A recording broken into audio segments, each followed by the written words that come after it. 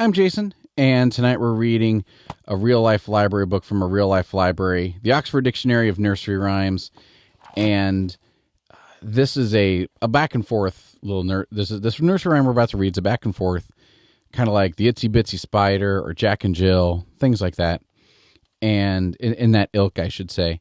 And there's a couple things I want to make sure you're aware of about it. So a couple words. So first off, they talk about going somewhere and getting there by candlelight.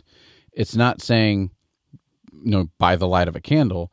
It's saying by the time you need a candle to see, or by the time you would go ahead and light candles. And thinking back to my childhood, we were commonly told, be home by the time the streetlights are on. Why? Because we kids were running around. We didn't have wristwatches. We didn't have cell phones.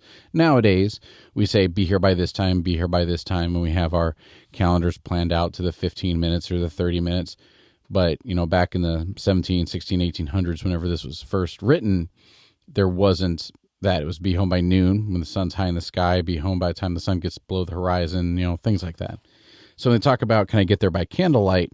It's a time of day, not by a method of illumination. And in here, they also talk about about a score, right? So a score in this context is not a point scored in a game, right? It's not 3-2 or something like that. This is the same score that was addressed in or mentioned in the Gettysburg Address by President Lincoln. A score equals 20. So here in this story, when they say 3 score, they don't mean 3 points, they mean 60. So, all right, so I just want to kind of let you know that, so that way it would make a little bit more sense to you, since some of this English is age. And so we're going to sing, I'm going to call it How Many Miles to Babylon, because I don't know what the actual name of it is. How many miles to Babylon? 60 miles and 10. Can I get there by candlelight? Yes, and back again. If your heels are nimble and light, you may get there by candlelight. So, and it makes about as much sense to as like, Itsy Bitsy Spider or something.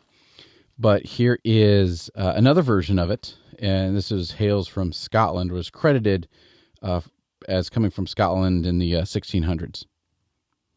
The king and queen of Cantillon, how many miles to Babylon? 8 and 8 and other 8. Will I get there by candlelight? If your horse be good and your spurs be bright. How many men have ye? May nor ye deor come and see. Good night.